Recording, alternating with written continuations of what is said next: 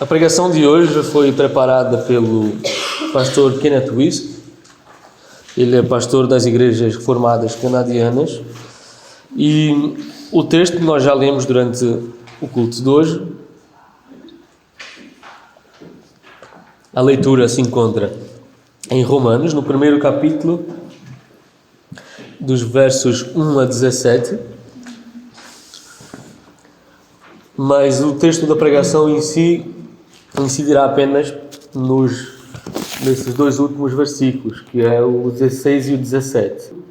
Diz assim: Paulo, servo do Senhor Jesus Cristo, chamado para ser apóstolo, separado para o Evangelho de Deus, o qual foi por Deus outrora prometido por intermédio dos seus profetas nas Sagradas Escrituras, com respeito a seu Filho, o qual, segundo a carne, veio da descendência de Davi, e foi designado Filho de Deus com poder, segundo o Espírito de santidade, pela ressurreição dos mortos, a saber, Jesus Cristo, nosso Senhor, por intermédio de quem viemos a reconhecer graça e apostolado por amor de seu nome, para a obediência por fé entre todos os gentios, de cujos número sois também vós, chamados para seres de Jesus Cristo.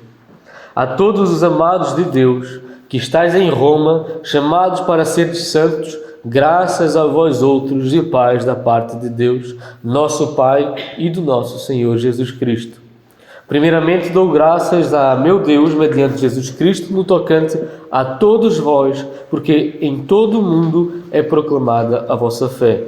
Porque Deus, a quem sirvo em meu espírito, no Evangelho de seu Filho, é minha testemunha de como incessantemente faço menção de vós, em todas as minhas orações, suplicando que, em algum tempo, pela vontade de Deus, se me ofereça boa ocasião de visitar-vos, porque muito desejo ver-vos, a fim de partir convosco algum dom espiritual, para que sejais confirmados, isto é, para que em vossa companhia, reciprocamente, nos confortemos por intermédio da fé, mútua, vossa e minha. Porque quero, irmãos, que ignoreis que muitas vezes me propus ir ter convosco, no que tenho sido até agora impedido, para conseguir igualmente entre vós algum fruto, como também entre os gentios. Pois sou devedor tanto a gregos como a bárbaros, tanto a sábios como a ignorantes. Pois sou devedor, por isso, quanto está em mim, estou pronto a anunciar o Evangelho sobre a vós outros em Roma. Pois não me envergonho do Evangelho, porque é o poder de Deus para a salvação de todo aquele que crê, primeiro do judeu e também do grego, visto que a justiça de Deus se revela no Evangelho de fé em fé, como está escrito, o justo viverá pela fé. O justo viverá pela fé. Amada congregação do nosso Senhor Jesus Cristo, nós estamos vivenciando um tempo de crise na pregação. Aqui em Portugal, no Brasil, no mundo inteiro, a pura pregação da palavra de Deus é cada vez menos valorizada. Então, se nós procurarmos nas igrejas, nós vamos encontrar muitos cultos de prosperidade, muitos cultos de cura, cultos para falar em línguas, mas poucos cultos que se vê uma verdadeira pregação.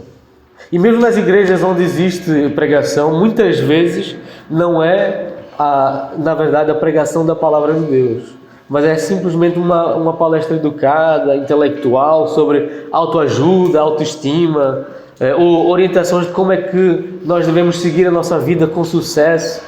Em lugar de se pregar que Deus é um Deus bom, eles pregam como o ouvinte é bom. E como pode crescer em sua bondade natural através da prática das boas obras e de dar muito dinheiro à igreja. Em lugar de pregar as doutrinas da palavra, eles pregam experiências do homem. Irmãos, vocês sabem por que é que nós estamos vivendo este tempo de crise na pregação? Porque a natureza humana nunca muda.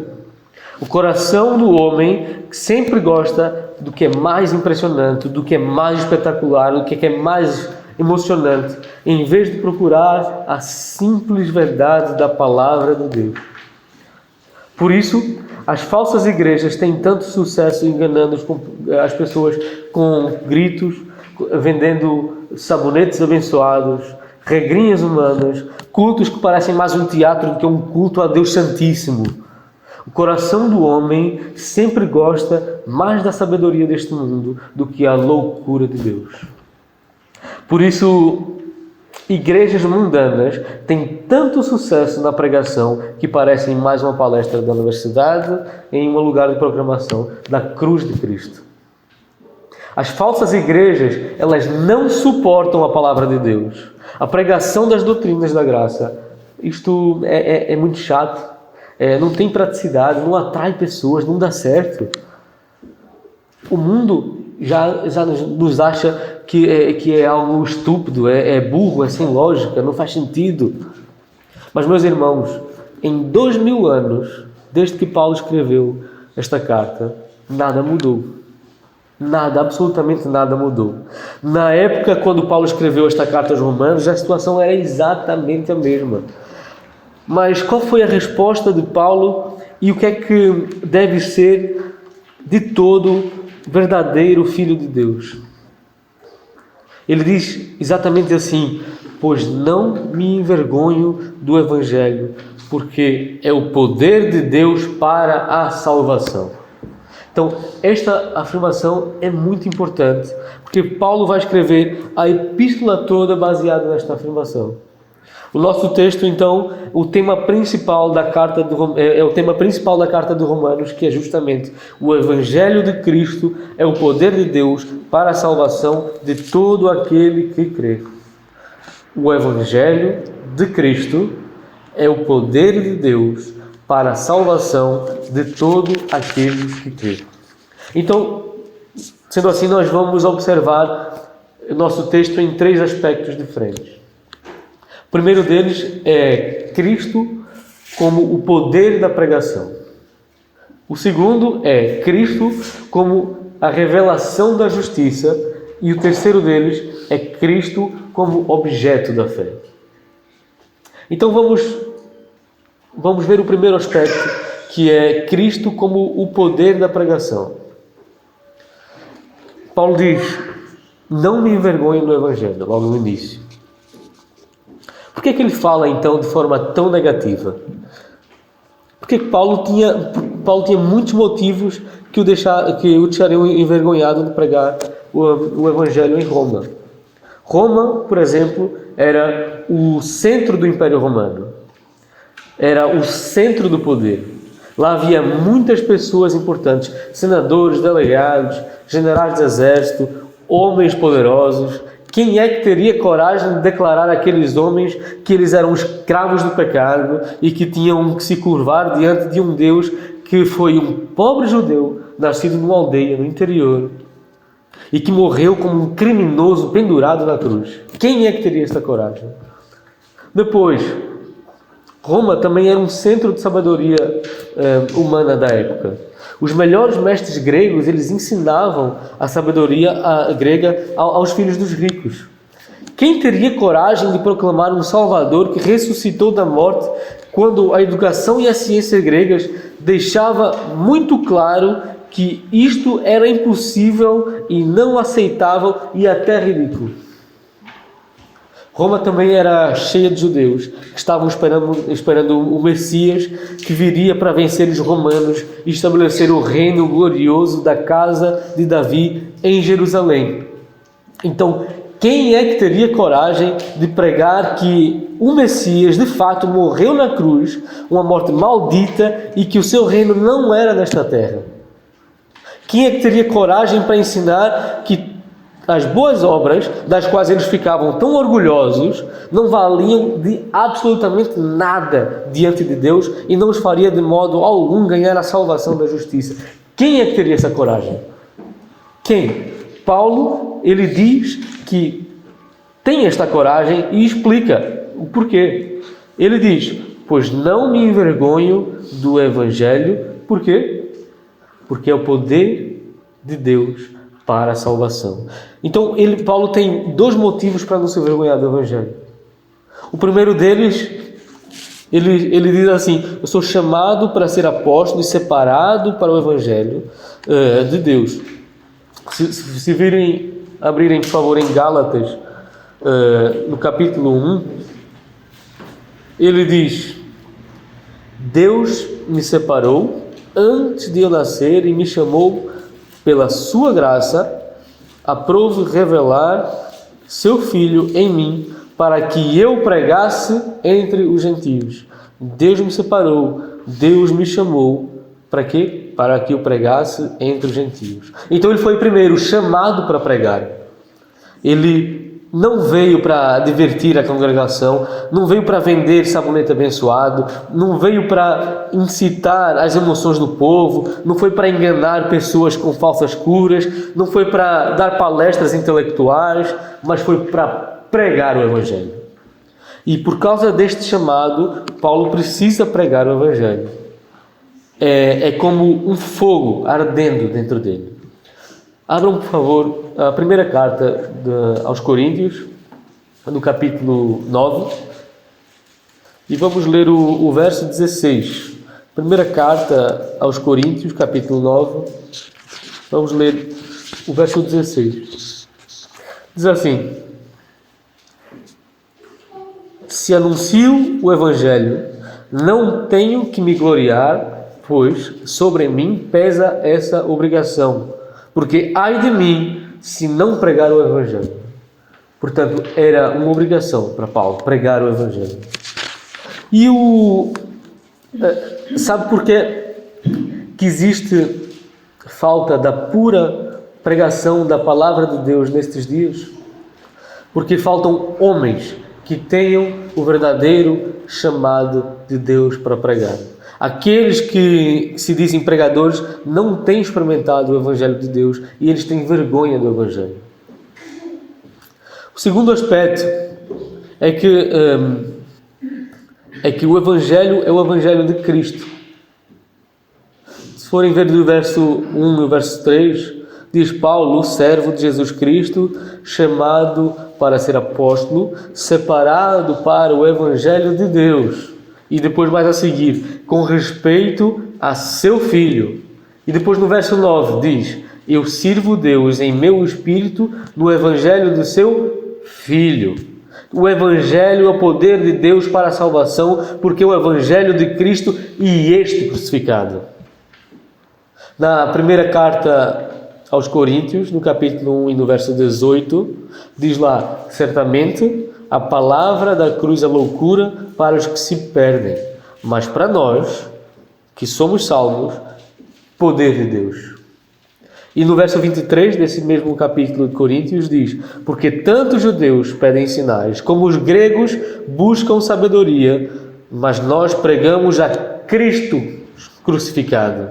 Escândalo para os judeus, loucura para os gentios, mas para os que foram chamados, o que é que diz lá a seguir? Pregamos Cristo, porque poder de Deus e sabedoria de Deus.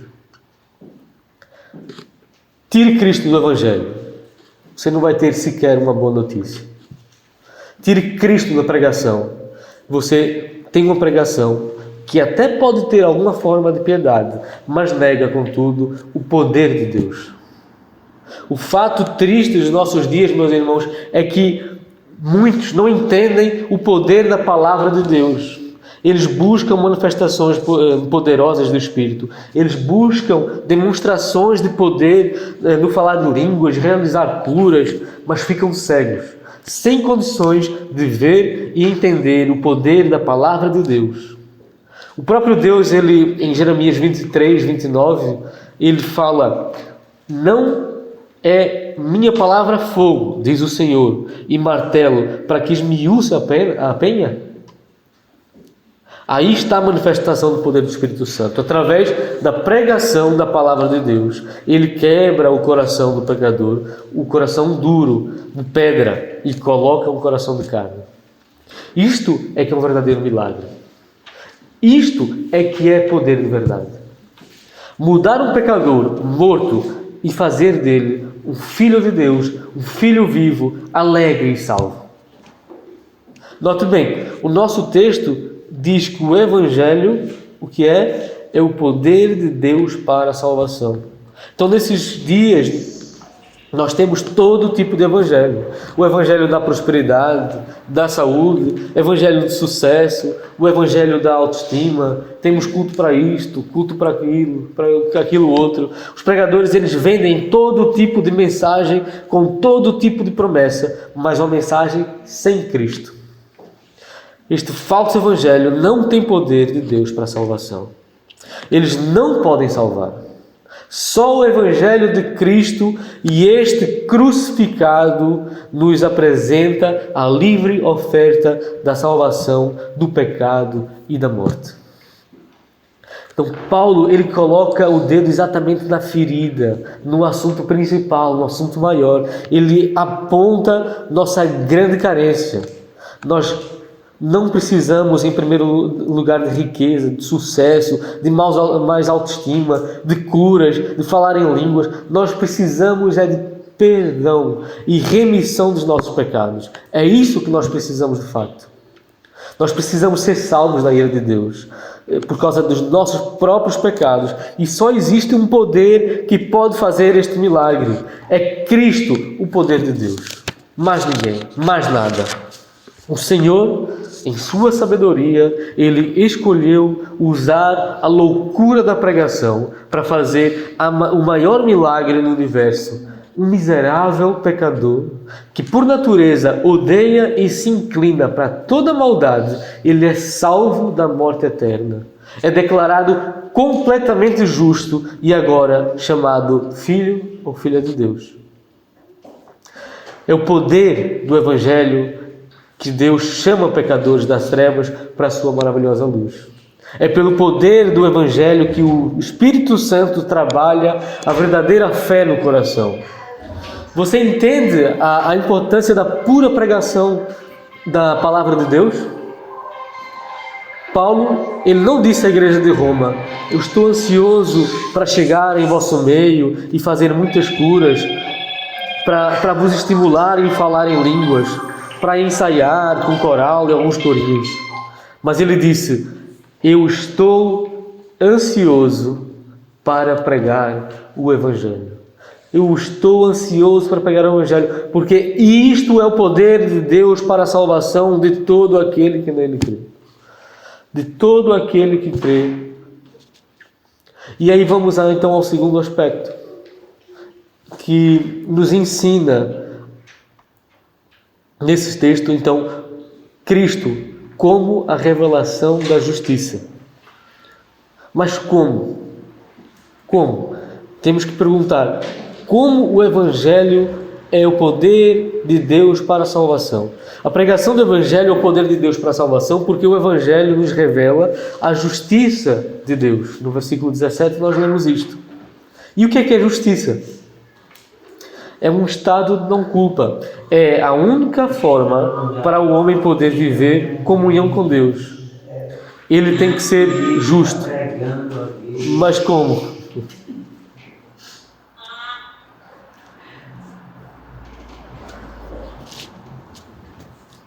Então, é a única forma para um homem poder viver em comunhão com Deus.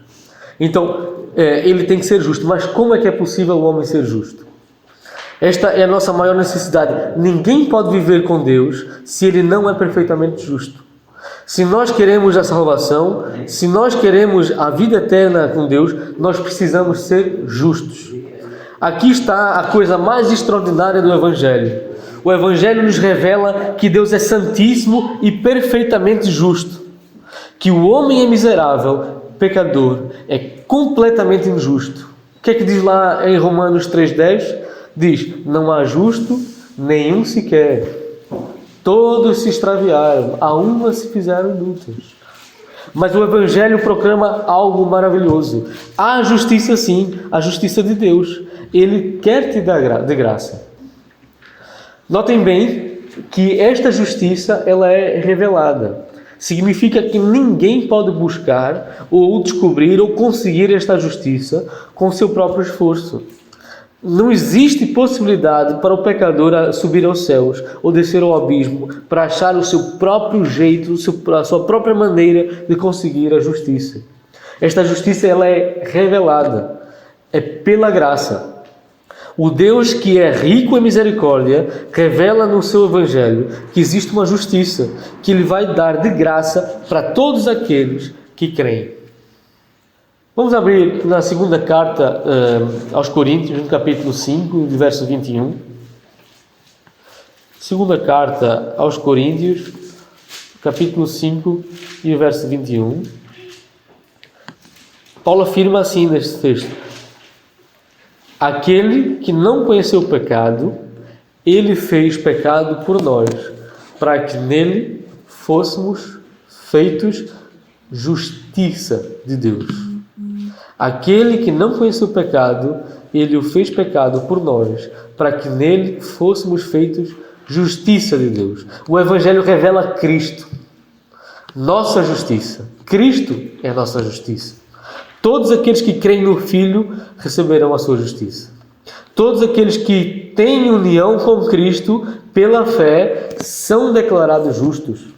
São vistos como se nunca tivessem pecado durante as suas vidas. Ele os vê vestidos com roupas brancas da justiça de Cristo. Aí temos o poder do Evangelho. Deus nos revela Cristo e a sua justiça. Ele nos chama: crê em meu Filho amado e toda a justiça que Ele tem eu vou te dar como um presente. É assim que Ele diz. Imaginem a seguinte ilustração: um homem riquíssimo e uma mulher paupérrima, mesmo muito pobre. E ela tem muitas dívidas mesmo pesadas. E eles se casam, este homem riquíssimo e essa mulher muito pobre. E eles são unidos num só corpo quando se casam.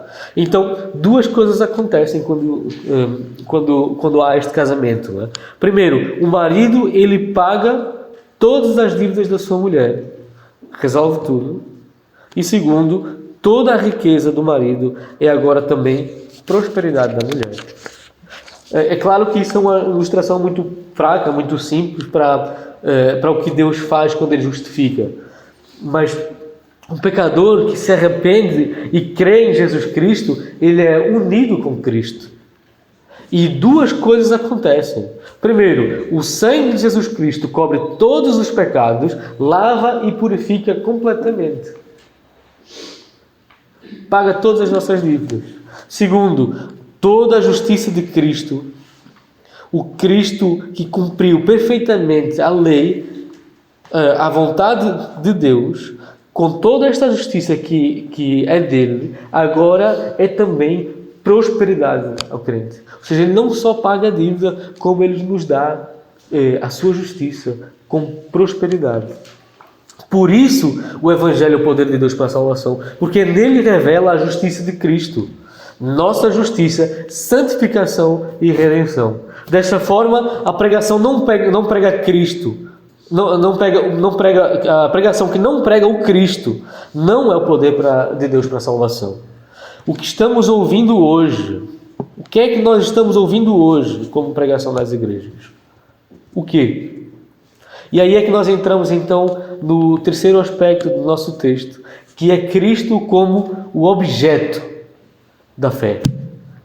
Cristo sendo o objeto da fé.